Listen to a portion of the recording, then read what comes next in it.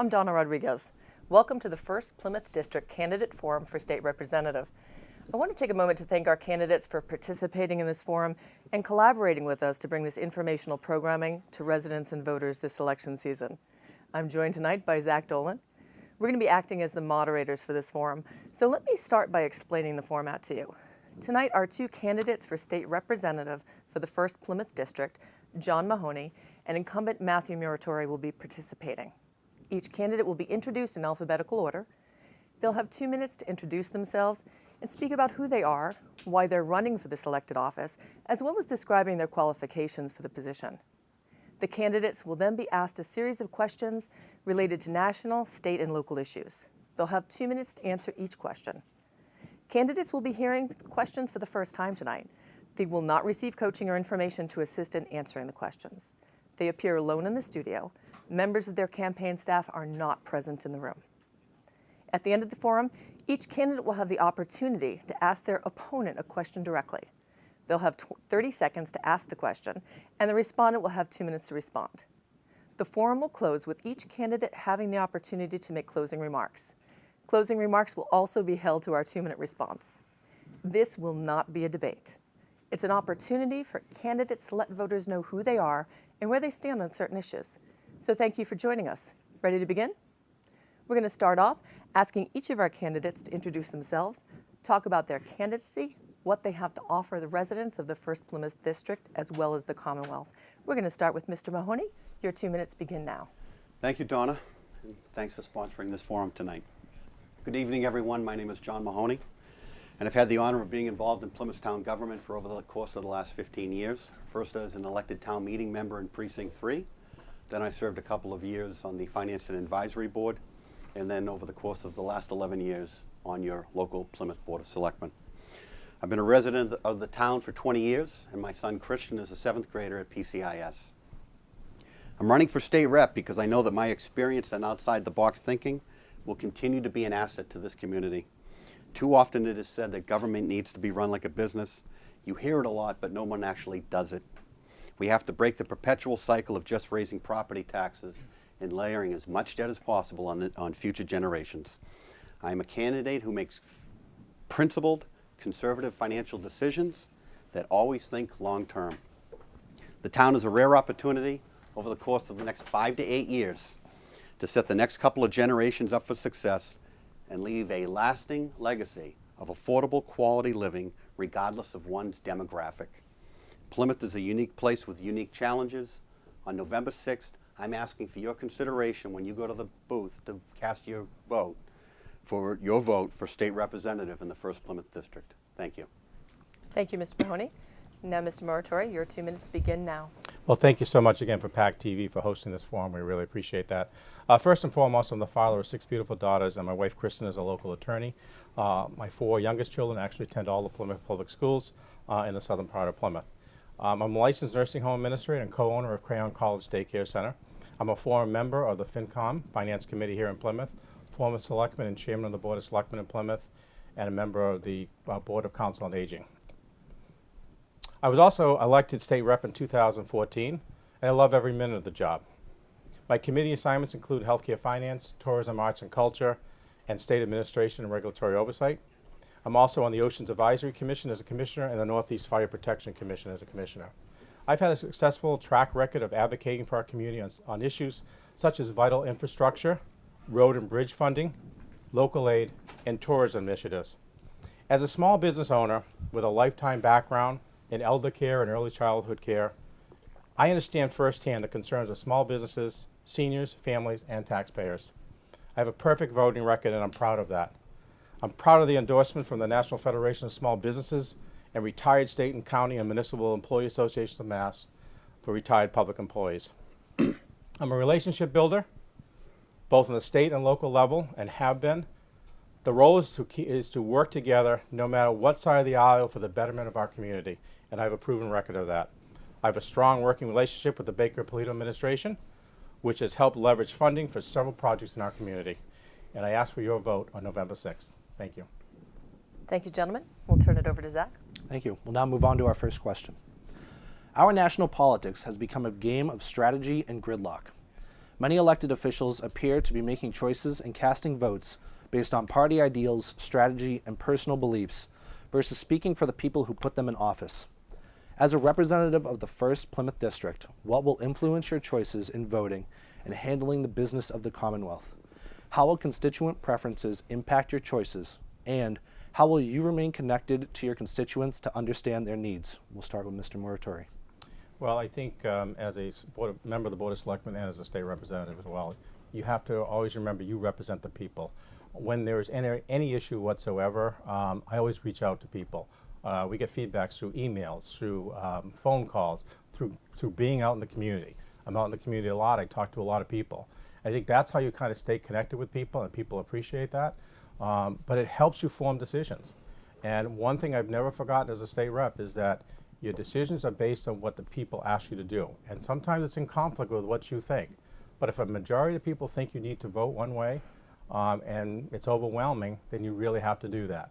And I think in Washington, I think that's been lost. There's too much of this this partisan issue where you're a Republican or Democrat, and I personally believe the labels need to go away.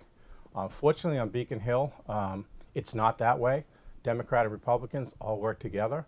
We work for the betterment of our communities, and that's the way it should be in Washington as well. It's a really disgrace what's happening in Washington. That needs to change, and I think they can learn from this state and local governments like the town of Plymouth as well. Now move on to Mr. Mahoney. I'll repeat the question again. As a representative of the 1st Plymouth District, what will influence your choices in voting and handling the business of the Commonwealth? How will constituent preferences impact your choices? And how will you remain connected to your constituents to understand their needs? Your 2 minutes begin now. Thank you. I only have 20 years of institutional memory or knowledge of this community. I'm a huge proponent of site visits, especially around the town. In my decade on the Board of Selectmen, whenever there's an issue that I don't know front to back, I have no problem, texting, calling, or emailing someone and setting up a site visit and getting on the ground and seeing what's going on. If you look at what Jeff Flake said a couple of days ago with respect to the Supreme Court nominee, when he was asked if you were up for re-election, would you have asked for the investigation? And he said absolutely no, because there's no currency in having done so. That's a problem. And it's a problem at the federal level, the state level, and the town level.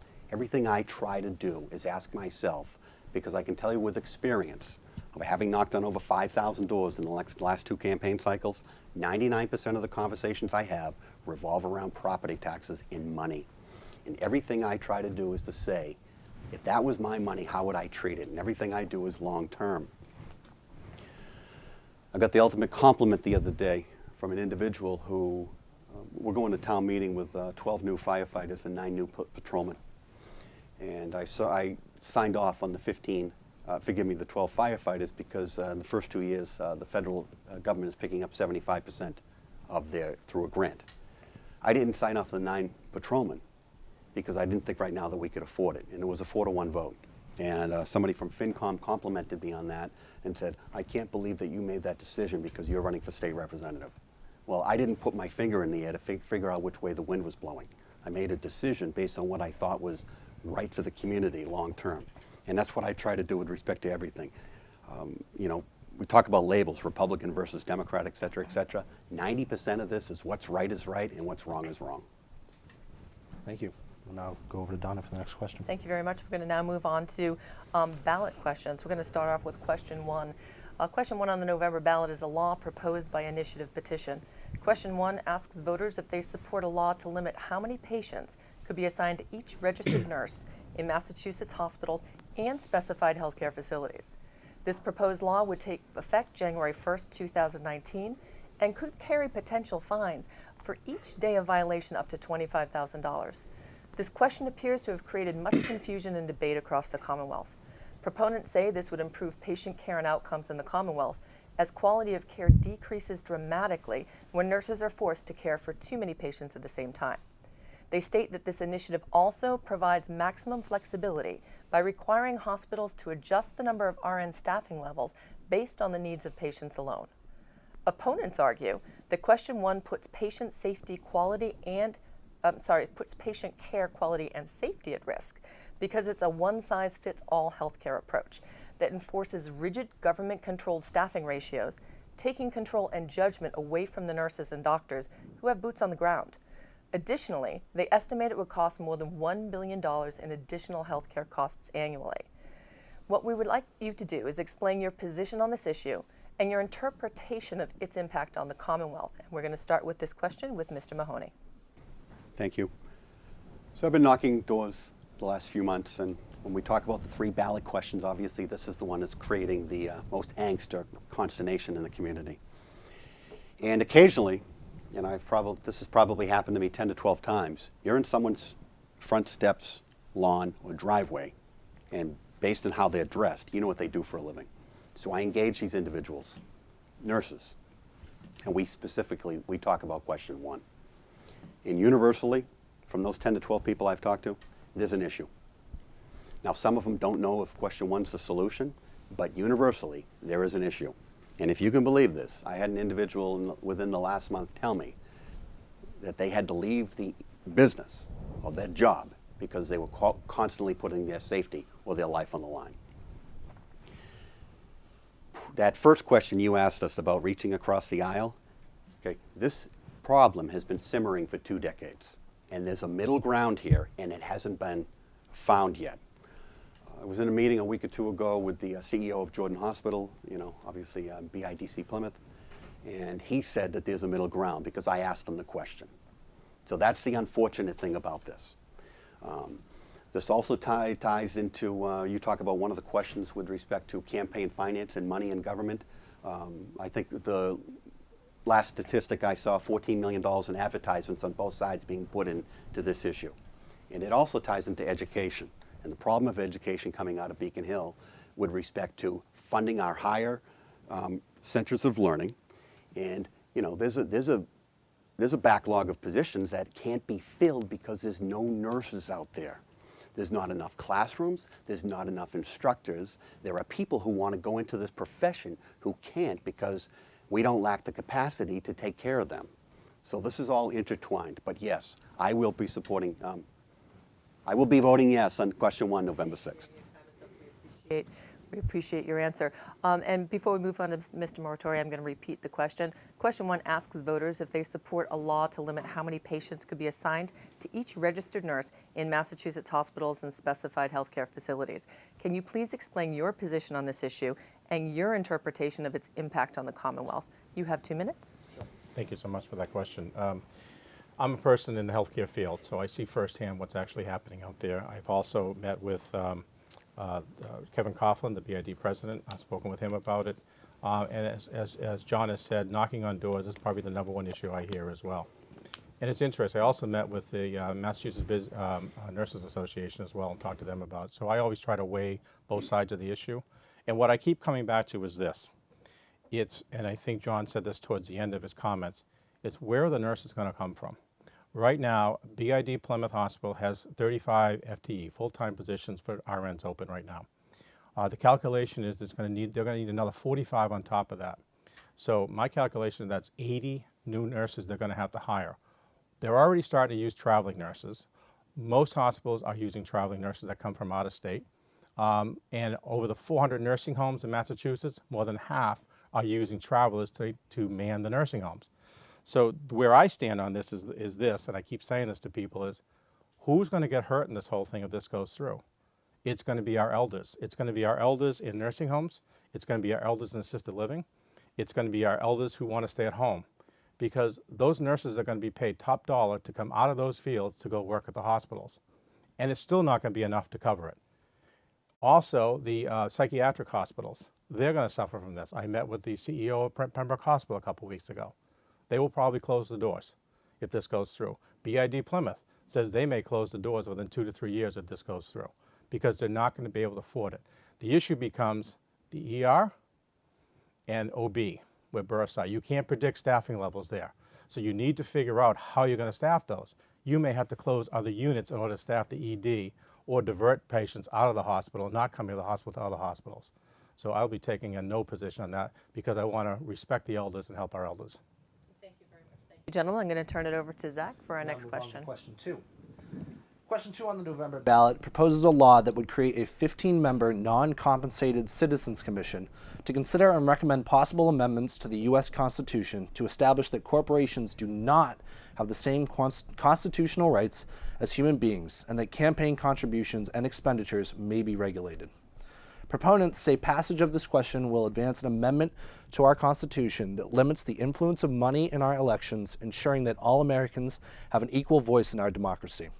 Opponents argue that this question is a challenge to our First Amendment right to free speech, and that courts have extended that right equally to all entities and organizations.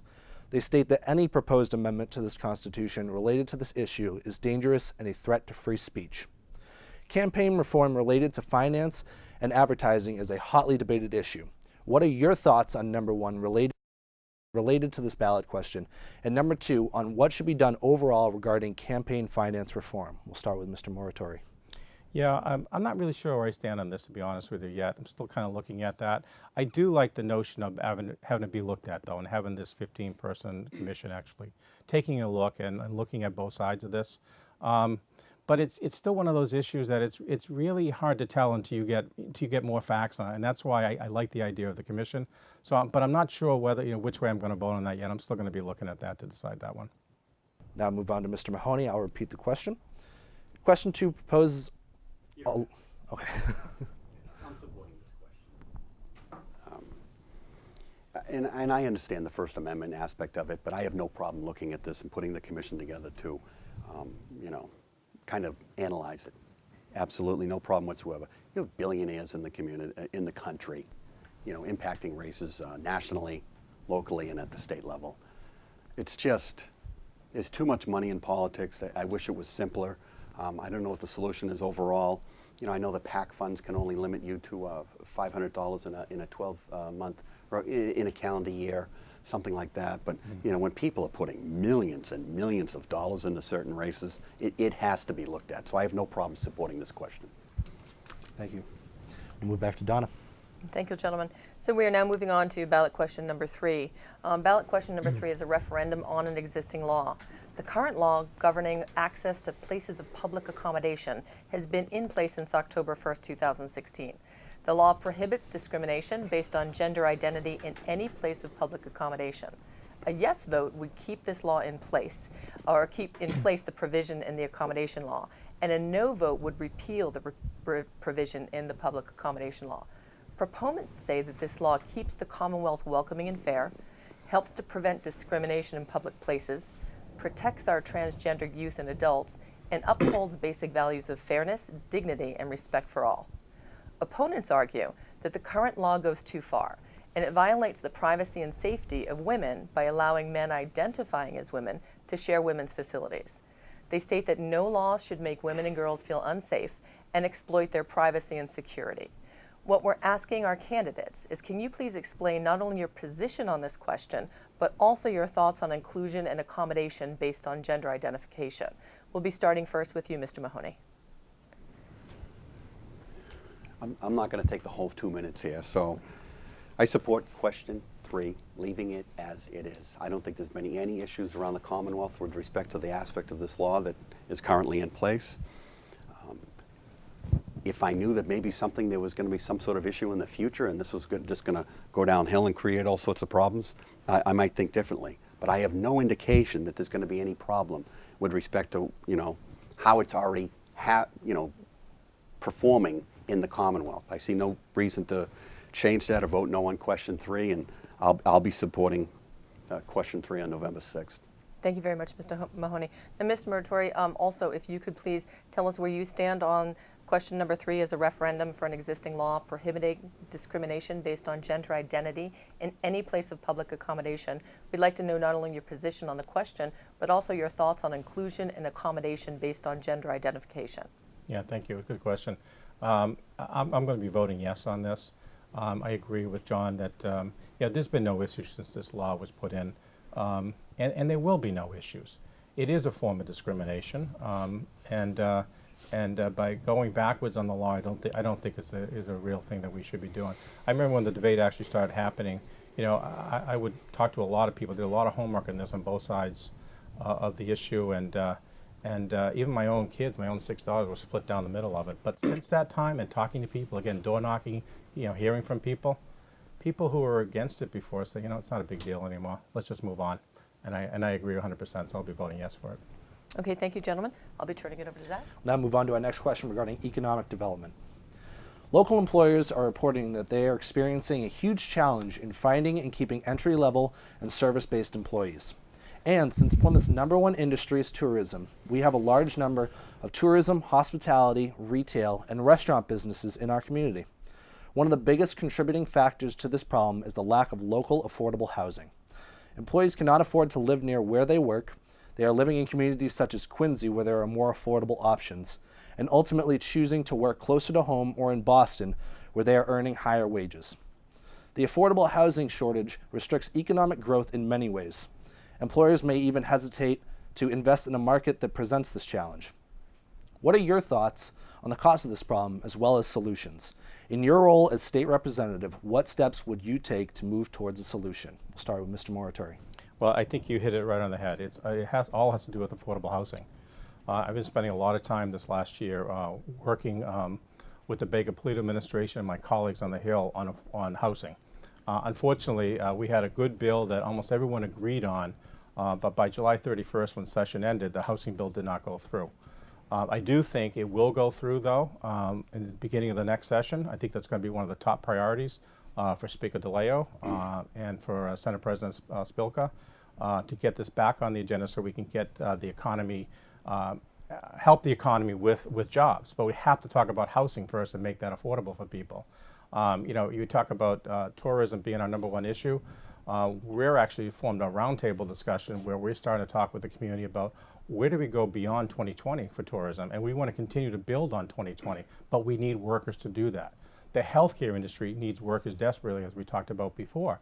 A lot of places are bringing in traveler nurses to come work, CNAs to come work in this industry, and they're trying to find housing that's affordable to them as well.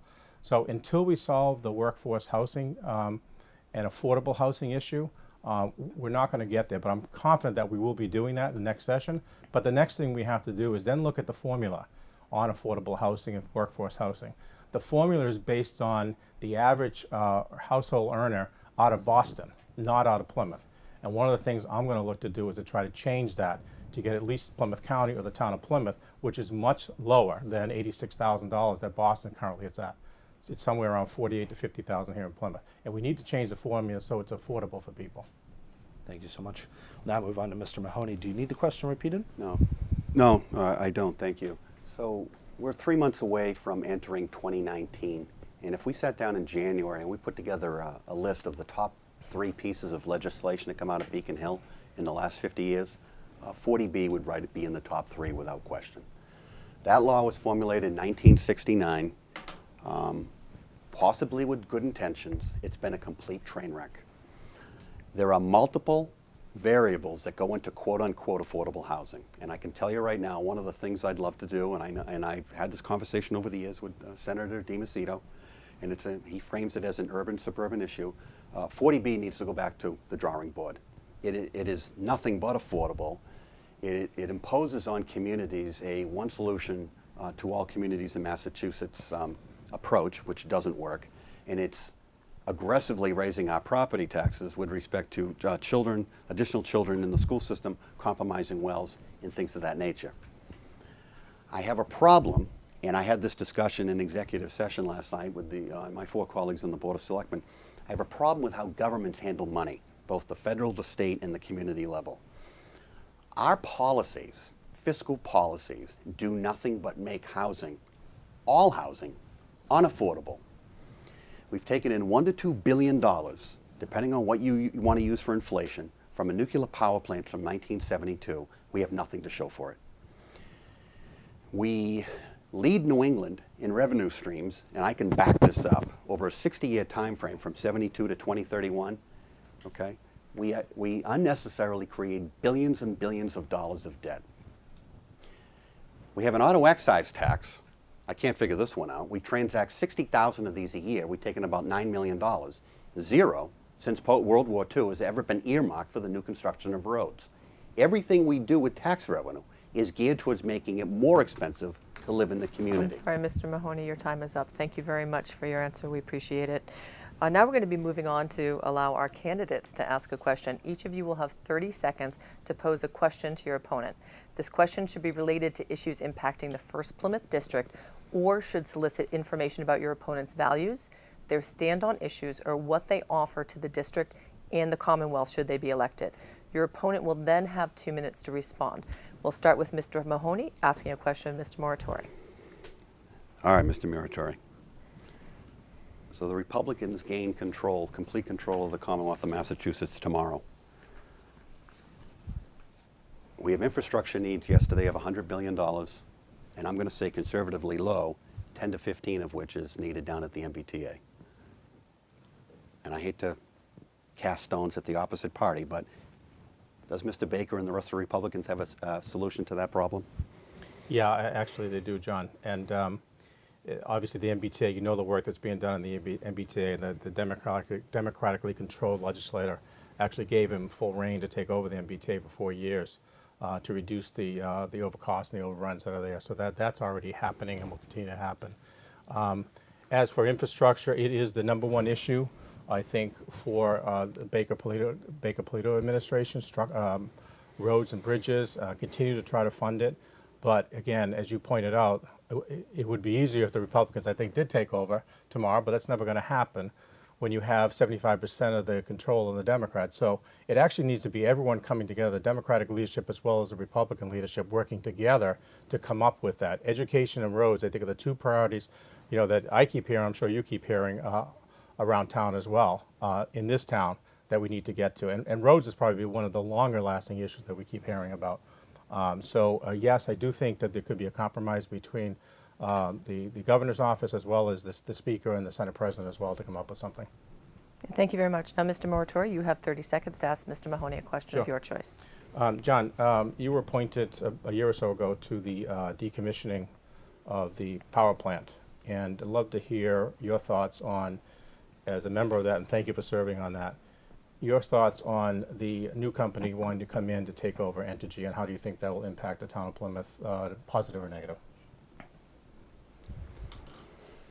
It all comes down to, so Matt's referring to the Nuclear Decommissioning Citizens Advisory Panel, which I believe is 21 members, and I've been the selectman designee onto that for the last year. So the town of Plymouth is currently a de facto nuclear waste dump. Our compensation level is 0. That's frustrating to me.